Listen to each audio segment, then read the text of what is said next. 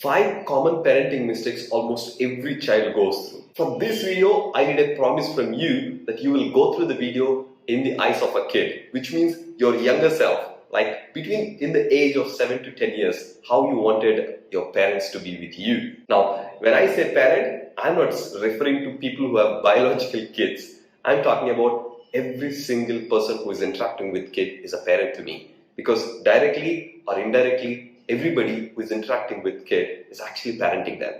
But before we go deep into it, Shorya, hit it! I really want to ask one question to you guys.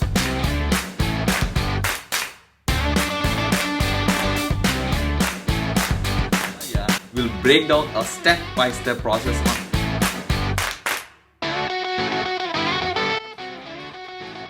Welcome back.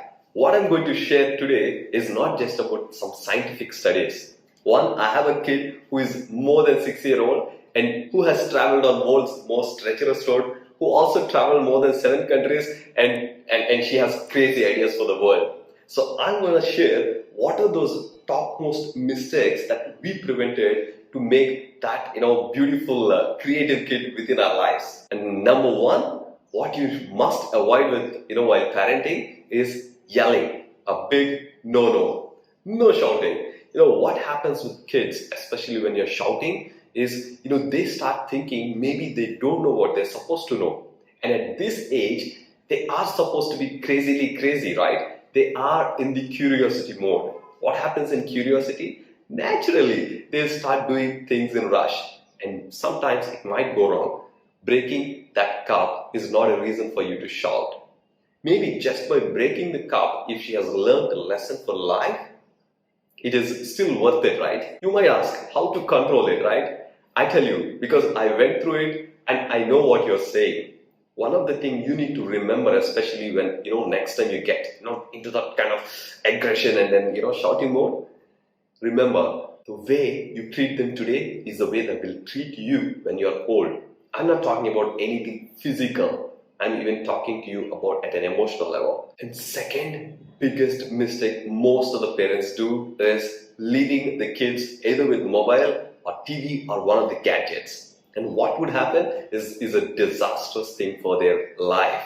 And I tell you what, you might say, hey, I'm really busy. I'm really, I got this meeting, I got this. And I tell you what, parenting is such a pleasurable thing. And the most enjoyable moments comes especially when the kid is in the, before 12, probably before 10.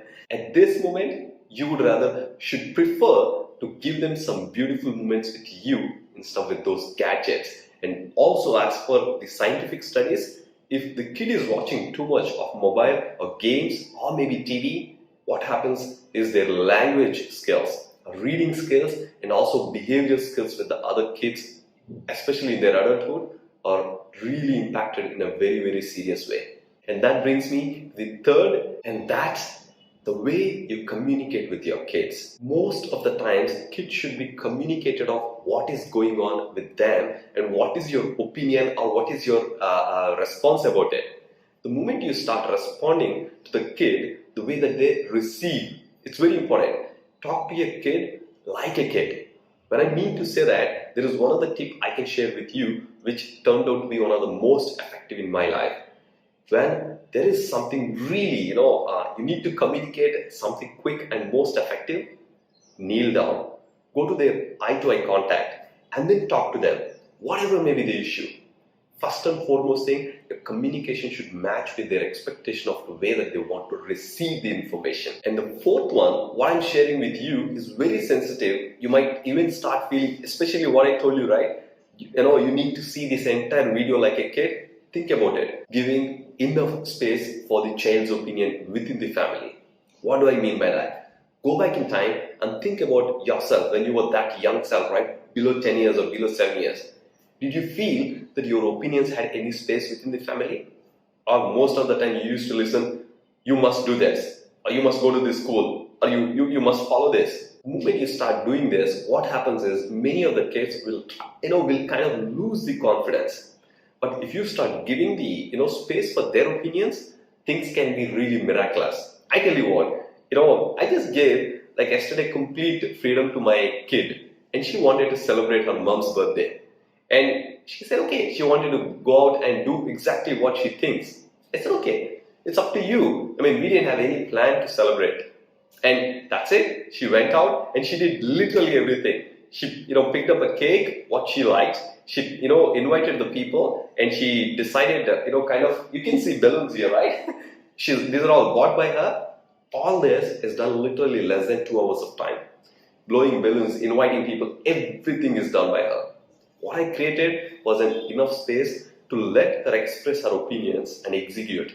Yes, of course, I was a bit of a helper in terms of the execution, but her opinions found the space, and my wife says it's one of the best birthdays she ever had. I'm only telling, if you give the space, they can actually express a lot more than whatever you could imagine. That brings me to the fifth and one of the most important things required to be corrected in parenting mistakes. And this can make really a big difference in the kid's life. And how? You must be thinking, oh, what is this? This is called finance education. Many of the times, kids will not know much about money till the time they actually are given the, pocket money.